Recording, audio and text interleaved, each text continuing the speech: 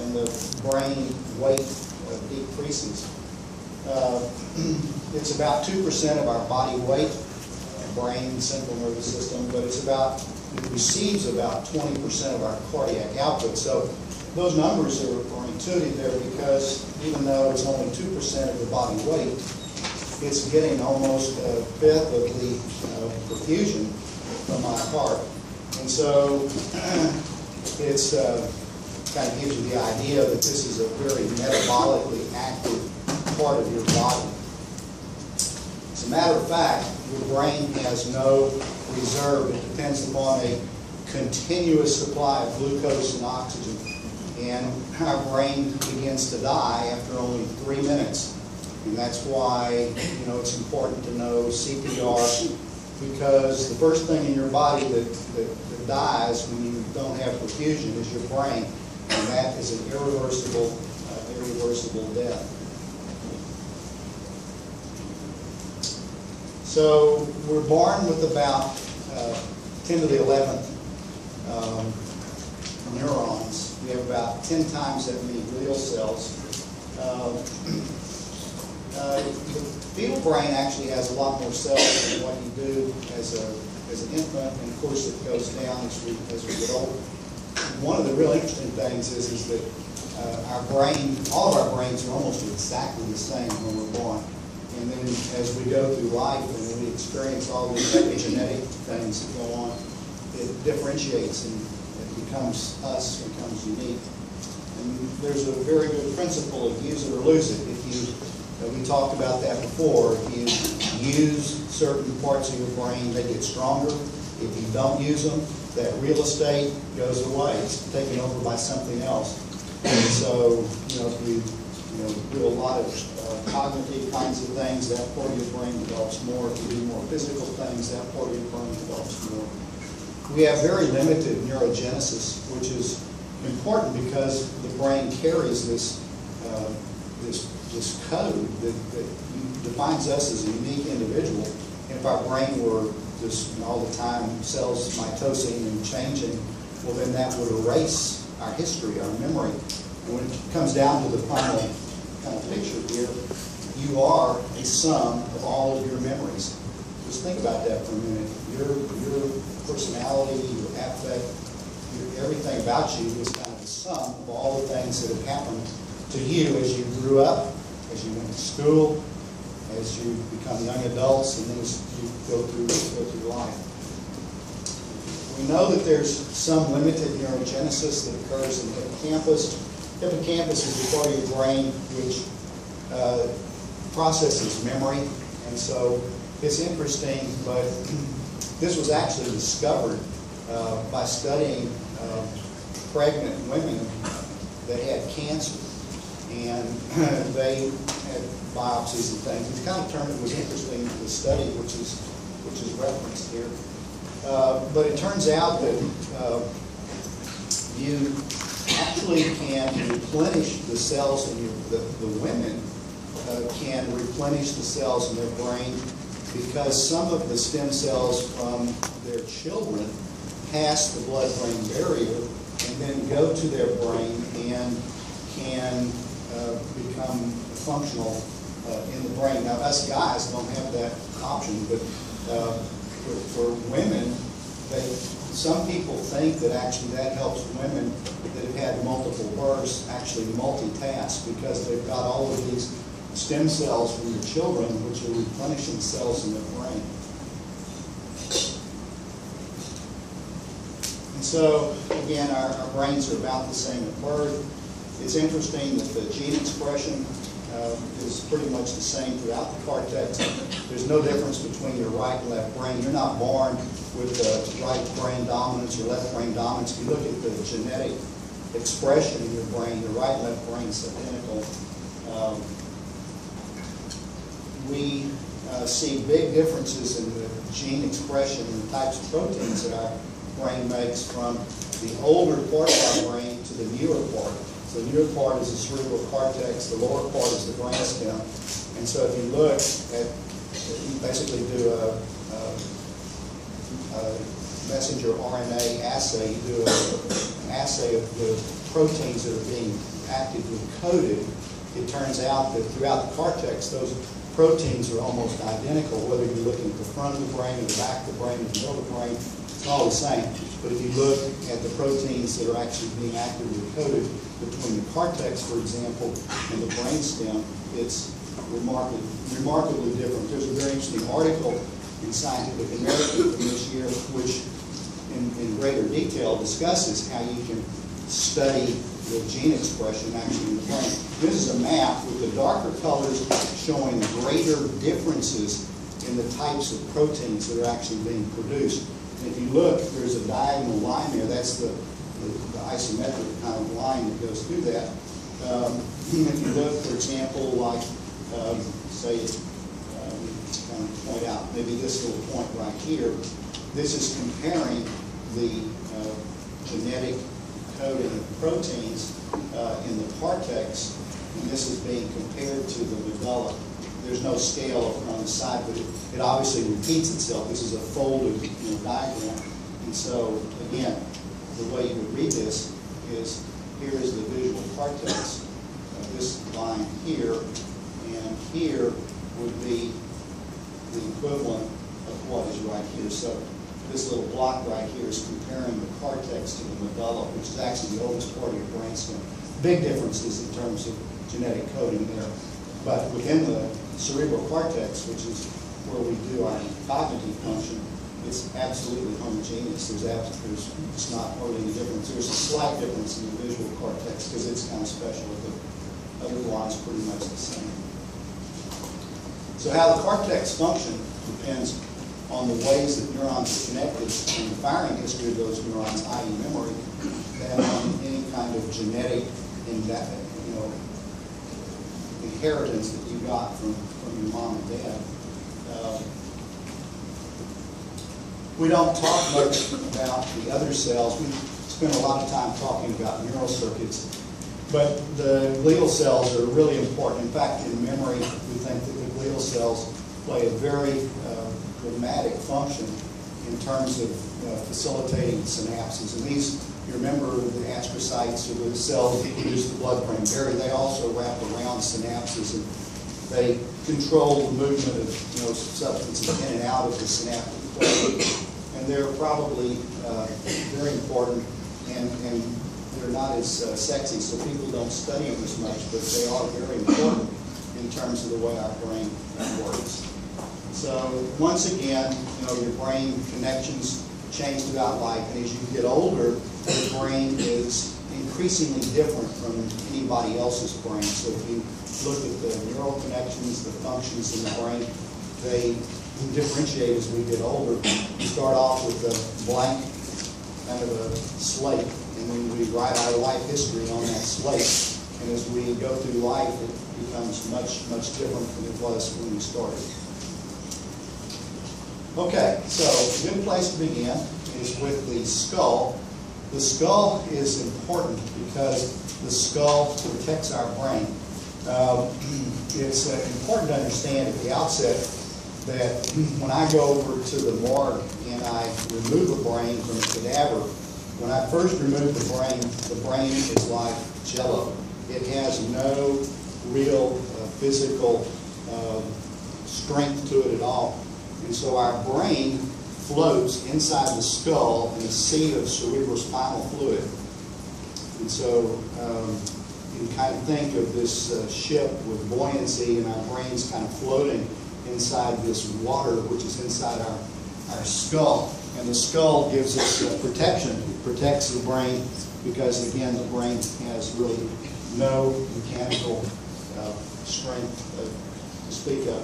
And so what I'm going to do is I'm going to pass around a real skull. This is a real human skull. And I'm going to also pass around a fake skull here so you kind of get a feel for it. The skull varies in thickness from a few millimeters up to a centimeter. There's some characteristics that you can see if you just look at the skull. I mean, you can see some things that kind of characteristic. There's an arch here, which is a zygomatic arch. Your muscles of mastication, your chewing muscles, go where my fingers are right here. That goes down to the mandible. they insert up here. So we have a frontal bone, we have a temporal bone, we have an occipital bone. You can kind of see that these are connected by sutures. And so we have what's called the lambdoid suture here. We have a coronal suture here, and we have a sagittal suture right down the midline. Okay?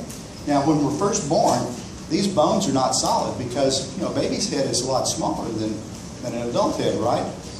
And so as we get older, up to about your 3 or 4 years old, maybe 5 years old, your skull kind of stabilizes and doesn't grow much more after that. But for the first few years of our life, the brain is getting bigger and the skull has to expand. And as a result, these bones kind of float. And so if you can think of these are kind of like plates. And the plates are connected by kind of a cartilage in between, which are these suture lines. And it allows the plates to kind of expand as our brain gets bigger. Now, if y'all have ever played with a little baby, you know that the baby, when they're first born, has a little soft spot. Remember, in the front and the back? Those are called the fontanelles. The anterior fontanelle closes somewhere between a year and a half. And the posterior fontanelle, which is at the junction of the sagittal suture and the lambdoid suture, it typically closes by about 3 months. Okay, so y'all know, y'all have held a little baby, you know what I'm talking about, the soft spot, right? Yes? Okay, so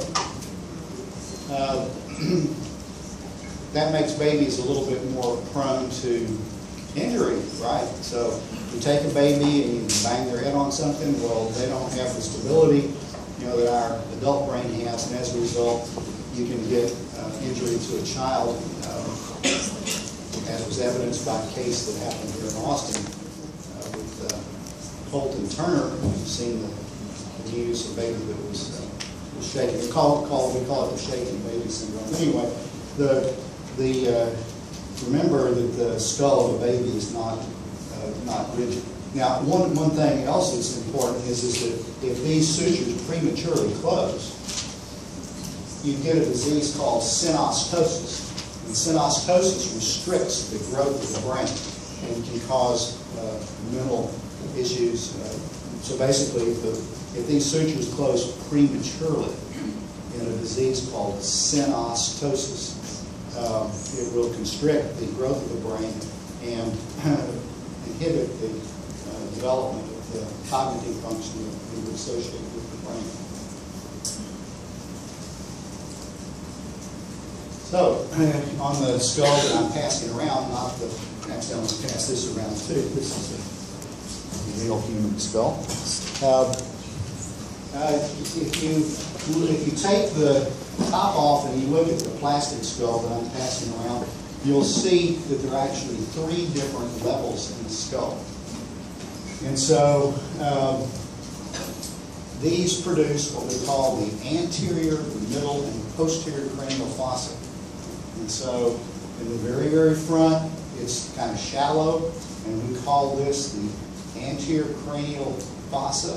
The floor of the anterior cranial fossa is the sphenoid bone. There's posterior limitation is what's called the wing of the sphenoid bone. The middle cranial fossa, which is that next as you go down, that next little depression, that is, yes? I have 2 questions.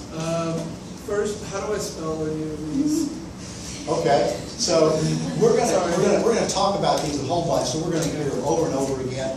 And in your reading list, I listed there's a brain coloring book. There's an app for your iPhone that you can download. It's called The Brain. There's an app you can go over all of these topics, just whatever, and you can go online.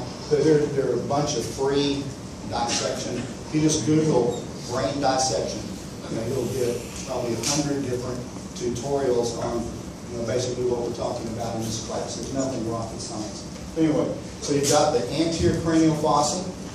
So that's the other question too. I was going to ask on that last slide, the Carlos plates in adults basically, or do they like, They're are they pretty- completely gone?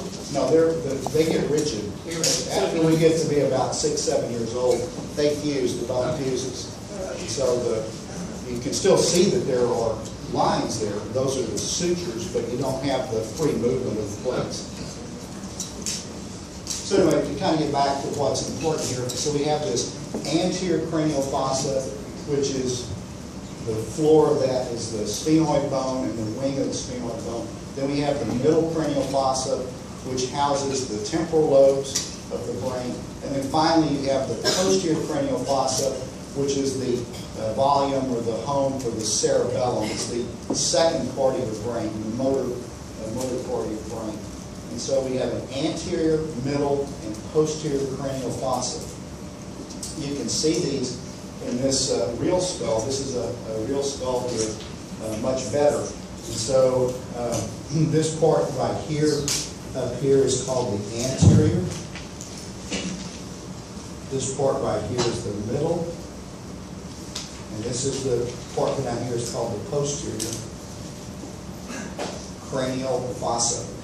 And so the delimitations on these are the wing of the sphenoid. This is called the wing of the sphenoid bone here, and that's the sphenoid bone, which is anterior. You have the petrous bone here, and this is called the petrous ridge right here. And so the middle cranial fossa is between the wing and the sphenoid and the petrous ridge. This is called the petrous bone. This is the hardest bone in your body. It's the most dense, very, very hard bone. And so, as a part of this class, you are expected to learn the openings in the skull that transmit the cranial nerves.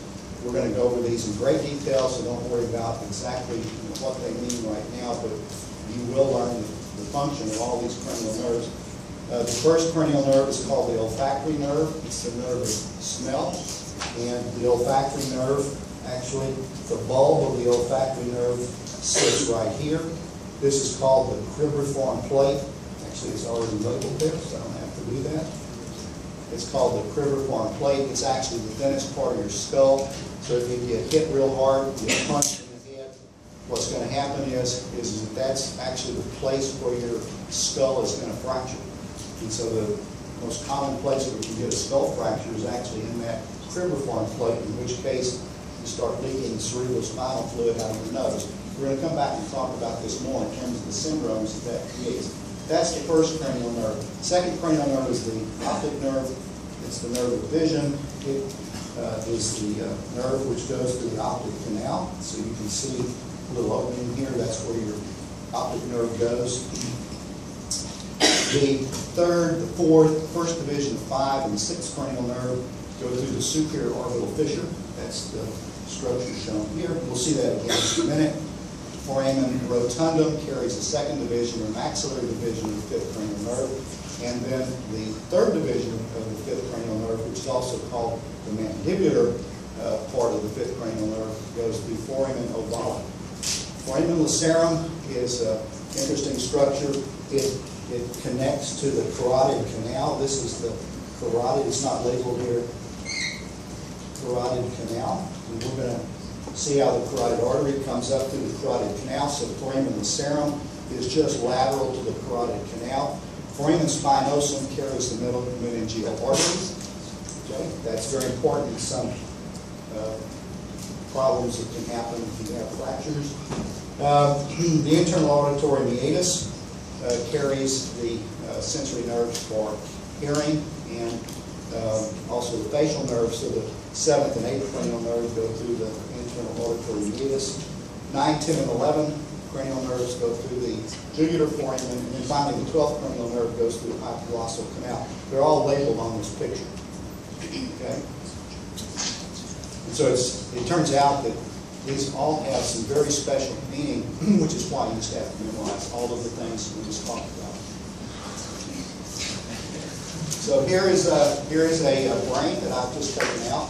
Now this is a pickle brain. So you can tell that I've got it. My hand is right here, and I'm actually holding this. If I had a brand new fresh brain that I just took out of a cadaver, it's like Jello. I couldn't pick it up. It would just flop. It would just separate.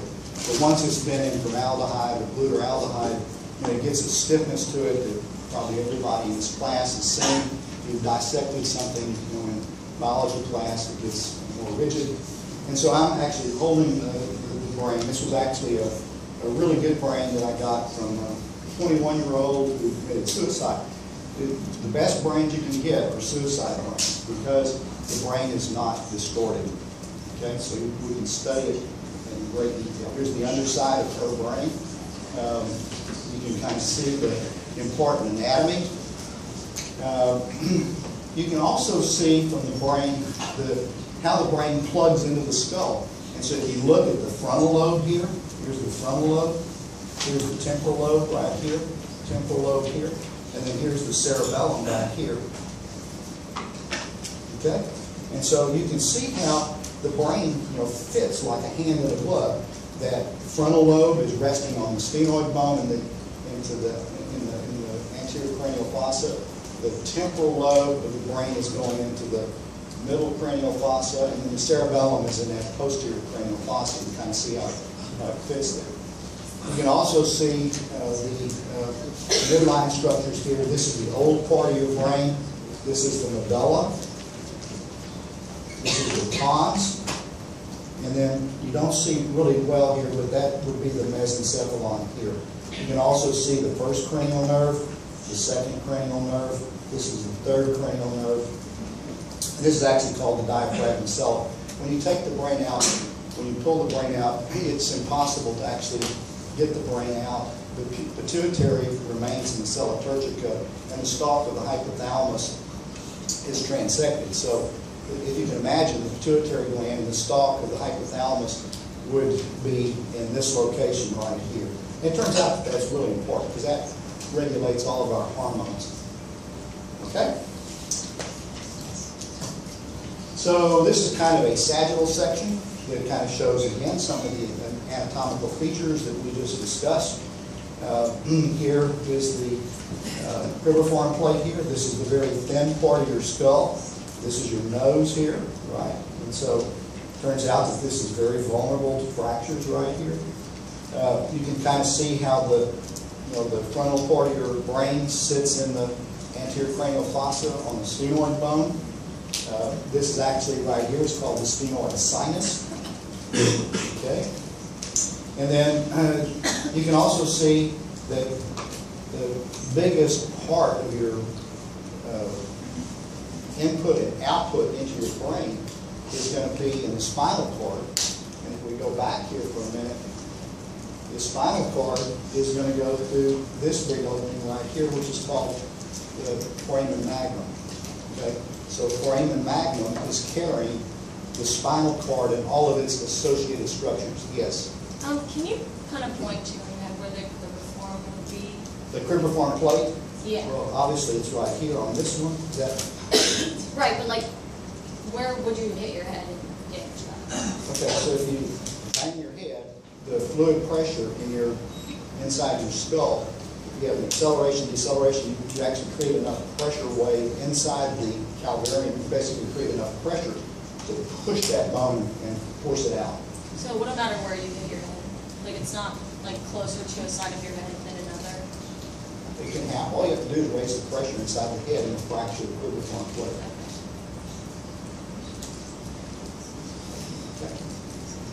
So again, these big structures here are going to be going through the foramen magnum here. And so the older part of your brain is called the brainstem. It's divided into the medulla, the pons, and the mesencephalon. So we see the medulla. There's the pons. The mesencephalon is pretty small here.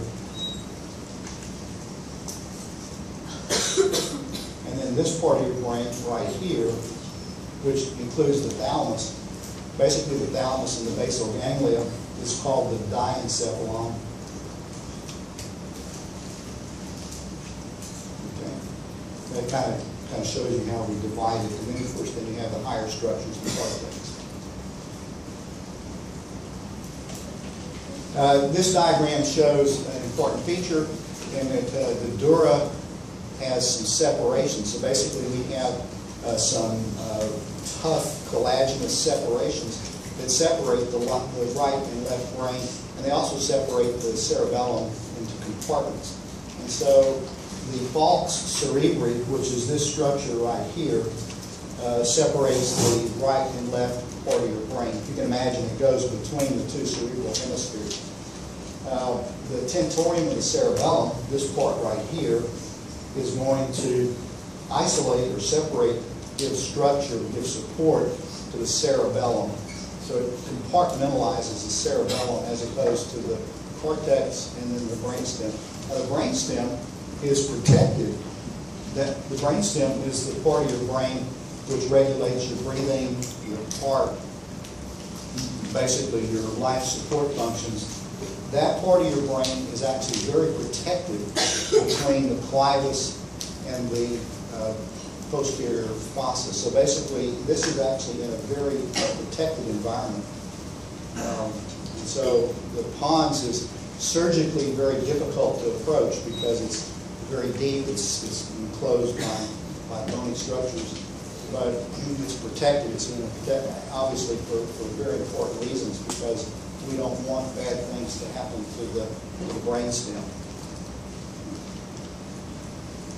Okay, and so we're going to study in great detail here in a few minutes. We're going to study how the blood supply gets into the brain, but let me kind of start by saying that we actually have two circulations. We have a posterior circulation, which is the vertebral arteries, and we have an anterior circulation, which is the carotid. So you actually have two vertebral arteries which join to form the basilar artery, and then in the front part of the brain, the anterior part of the brain, we have two carotid arteries which come in through the carotid canals, and they provide, that's how we get blood into the intracranial space. Another nice diagram out of the anatomy text kind of shows again kind of the important anatomy. You can see right here, this is the very thin bone which is prone to rupture. We have a bunch of sinuses, the sphenoid sinus here, the coronal sinus here. We actually have 7 sinuses that are kind of around the orbits of the eye. And then we can see kind of the important structures which compartmentalize the intracranial space. So we have the falx cerebri, the tentorium, the cerebellum. And basically, we're compartmentalizing this compartment from this compartment up here. And so, again, that helps to provide some mechanical stability, protection for our brain, which again is like jello floating in a sea of cerebrospinal fluid. Now, the other thing that's important to kind of understand from the bony part here is all of this rests on our spine. And so we have a spine. This is the lower part of the spine here. So we've got the sacrum and then the lumbar vertebra. But you can see that we have transverse processes, spinous processes, and the spinal cord goes through that little hole right there in the middle. Okay? So your spinal cord is going, kind of behind the vertebral bodies, but it's in that kind of protected canal called the spinal canal. You can also see that posteriorly here there's an opening where the spinal segmental nerves can come out. And so you've got the spinal cord coming like this, and then your spinal nerves are coming out through this foramen in the back part of the spine. And so the spine is important because the spine gives us flexibility. It allows us to move, we can rotate, we can bend, we can do all kinds of things. This is done because of the muscles that insert on these processes of the vertebral bodies. Okay? And so the spine is like a conduit for the spinal cord. Okay? Now, it turns out that we have 7 cervical, 12 thoracic, 5 lumbar, and 1 sacral. That's important. So 7, 12, 5, and then the sacral. Okay, that's how many vertebral bodies you have. Now these vertebral bodies have, in order for them to be able to, for us to be able to gyrate and move and do all these kinds of things, these have to be like shock absorbers. They have to be flexible. So they're like joints, right? And so these are called the intervertebral discs. And they're composed of very dense collagen with a mixture of hyaluronic acid and other things that are inside that cushion our spine. As we get older, the spine shrinks. So if you kind of think about, maybe grandma or great-grandma, what happens is when you get to be about 70 or 80 years old, you start shrinking. Y'all know what I'm talking about? So, you're at the maximum height that you'll ever be. And from now on, you're going to shrink, okay? And part of this is because of the loss in the intervertebral bodies. Don't shrink too fast.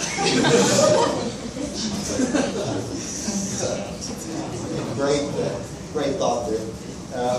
So the spine gives us stability. It protects the spinal cord, allows the segmental nerves to come out, gives us the ability to move, flexibility, and it can also be these vertebral bodies can also be injured. So if you go out to Lake Travis, you don't realize the lake's about 40 feet lower than it should be, and you dive off of a cliff, you hit your head, you can fracture one of the vertebral bodies. Here's a fracture here, here's a fracture here. When that happens, the bony fragments go forward and they press against the spinal cord. They can sever the spinal cord. And so spinal cord injuries are unfortunately very common, and your life can change in a split second with a spinal cord injury. Basically, you go from being kind of normal, mobile, to being quadriplegic in a fraction of a second. And all it takes is a fragment of the bone that pushes forward and severs or compresses the spinal cord, and you lose basically all function from that point down. And so we know that in the United States there are between 50 and 100,000 new quadriplegics that are produced every year. Staggering figure, mostly from motor vehicle accidents. Okay? So, yes? I know if it's severed, there's not really much chance of recovery, but if it's just compressed, is that when you kind of see? So what happens is when you compress it, you restrict the flow of material in the axon, so you restrict axoplasmic flow, and if you restrict it for any period of time, the axons will die. They'll undergo Wallerian degeneration. The other thing that happens when this occurs is you interrupt the blood supply. So the spinal cord has to have blood supply, just like our brain. And so you knock off the blood supply, it's going to die very quickly. And the bad thing about spinal cord injuries is because this is actually a part of your central nervous system, it has very limited, if any, regenerative ability at all. So you have a bad football accident or a motor vehicle accident, or you drive your motorcycle into a pillar on Interstate 35, you end up with something like this, pretty much that game's over.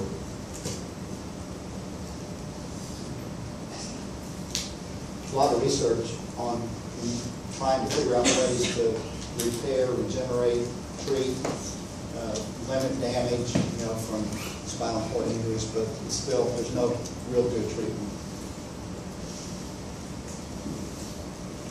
Okay, any question about the vertebral bodies, the spinal cord? Okay, we kind of covered that. So, the other thing that happens is when we're first born, our spinal cord goes all the way down the spinal canal.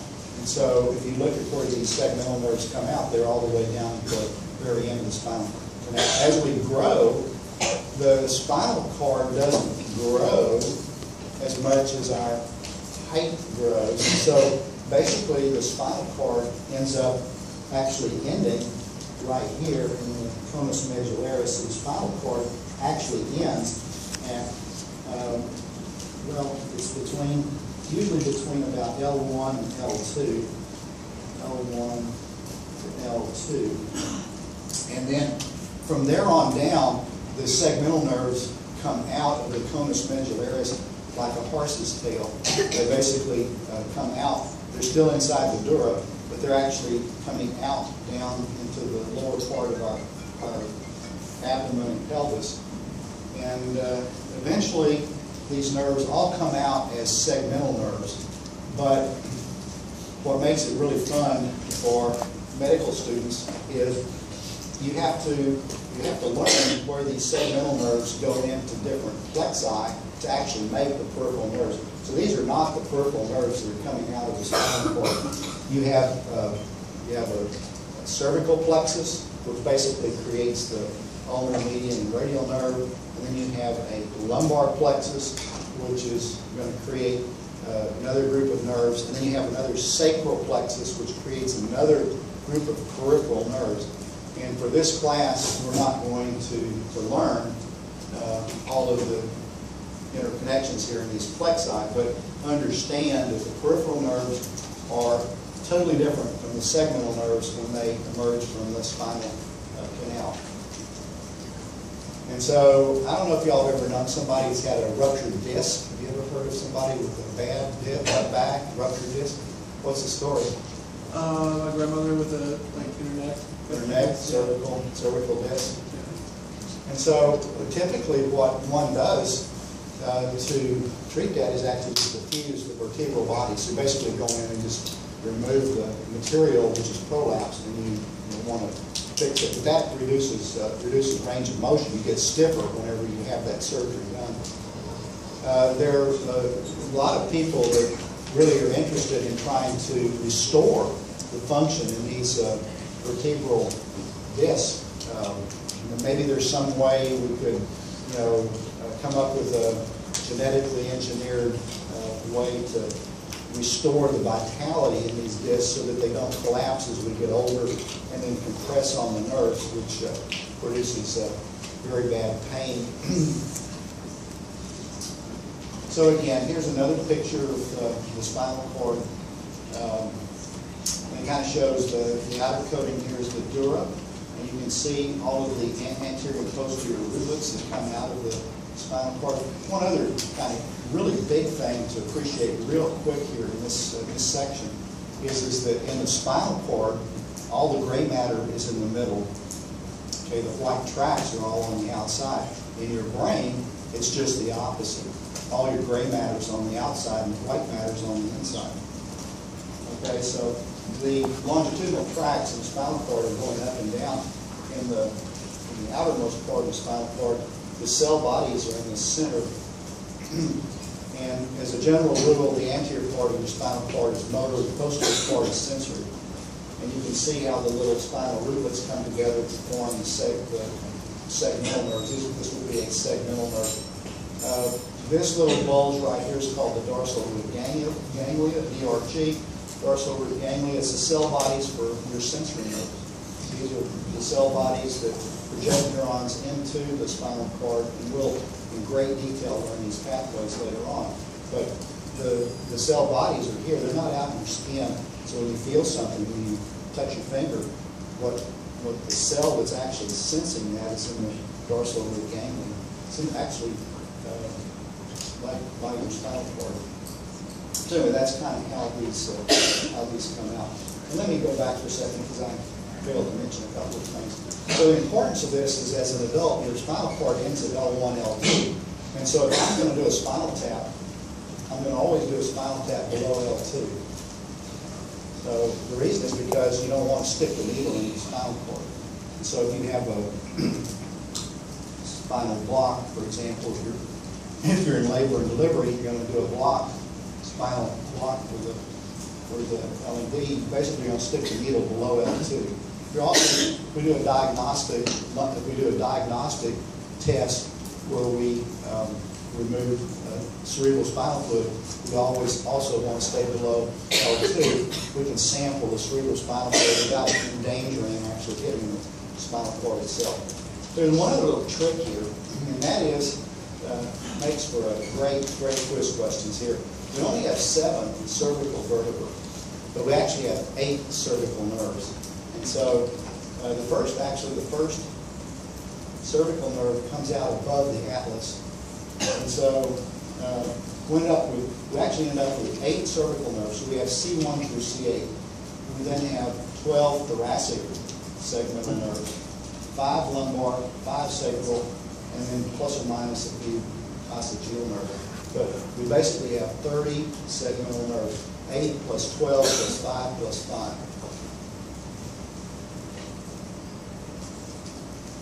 And the cervical part's kind of tricky because you only have 7 cervical vertebrae, but you actually have 8 cervical nerves. Okay, so here's another picture of this would be the dura. You can see how the dura comes all the way out here to the dorsal ganglia. Okay, here would be the gray matter. These are where the cell bodies are inside of the spinal canal here.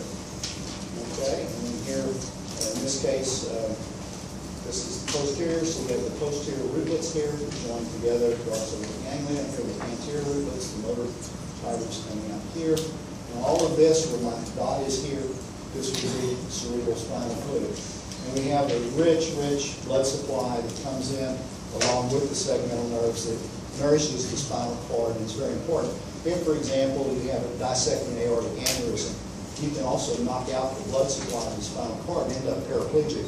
So, you know, anything that will tumor, for example, anything in your abdomen, chest, that interrupts the blood supply into the spinal canal here, anything that interrupts that blood supply will do the same thing as if you cut the cord. It'll basically create a stroke in the spinal cord itself. And so this is real important for some of the syndromes that we're going to learn in the next few lectures, because we can localize where the pathology is and be able to make some really good differential diagnoses of the pathology based upon the signs and symptoms that we see in the patient as they present. This is another good diagram that kind of shows, this is probably the best diagram I have for the slides that I gave you. Kind of shows the vertebral arteries coming up actually through the transverse process here of the atlas. So basically the vertebral arteries, this is the posterior circulation coming in. You can see the vertebral arteries here. Okay. Vertebral arteries are different between the right and left. So the right, if you remember, the right vertebral artery is a branch off the brachiocephalic. Okay?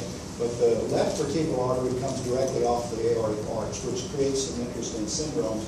But nonetheless, these are coming really directly off of either the brachiocephalic or the aorta, pushing a lot of blood up here into the brain.